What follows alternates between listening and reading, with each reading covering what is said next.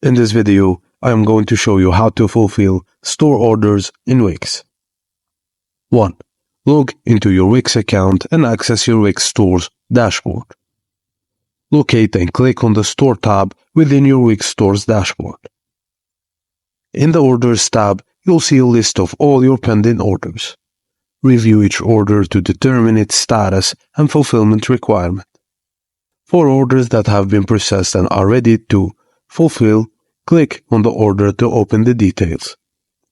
Within the order details, look for an option to mark the order as fulfilled.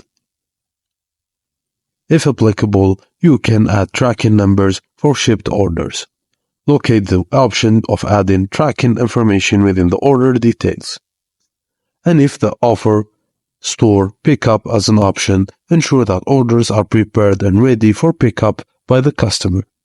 Communicate with customer regarding pickup instructions and timing if necessary.